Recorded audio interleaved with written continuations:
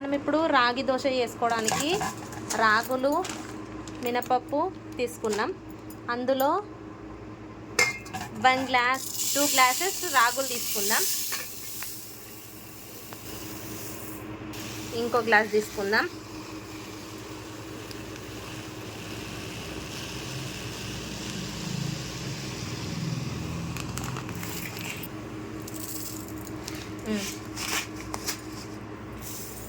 Two glasses and 1 మినపప్పు తీసుకుందాం. 1 glass.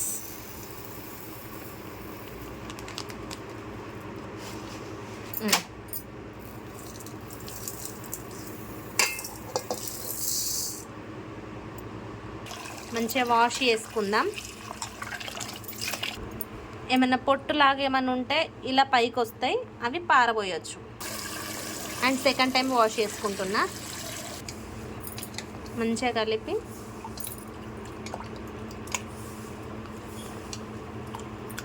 ఏమైనా పొట్టుంటే వాష్ చేసుకోవాలి. ఇప్పుడు కొంచెం ఫ్రెష్గా అయ్యాయి చూడండి. ఇప్పుడు మనం మళ్ళీ కడగాల్సిన అవసరం లేదు, జస్ట్ నానబెడితే సరిపోతుంది.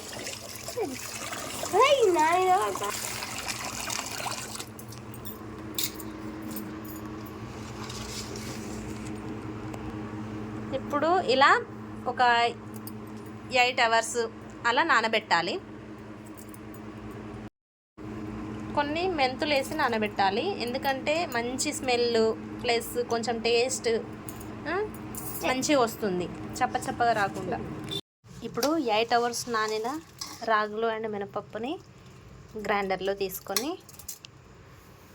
పిండి రుబ్బుదాం. ఓకే,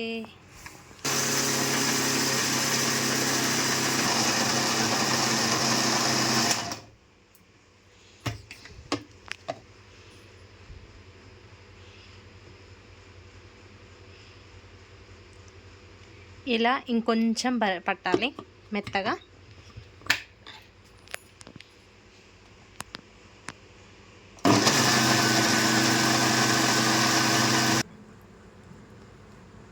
ఇలా కొంచెం ఇడ్లీ పిండిలాగా పట్టుకోవాలి, మెత్తగా ఉంటుంది. ఇలా పిండి మొత్తం పట్టుకోవాలి.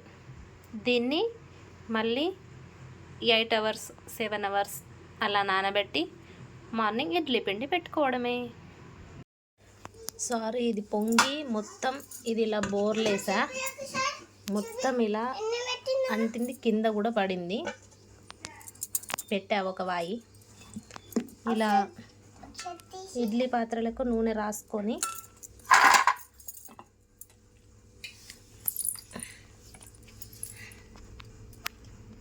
ఇలా కొంచెం కొంచెం పిండి వేసుకోవాలి.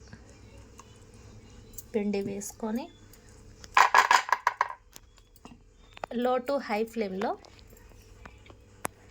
20 మినిట్స్ ఉడికించుకోవాలి. ఇలా పెట్టేసుకొని 20 మినిట్స్ కుక్ చేయాలి.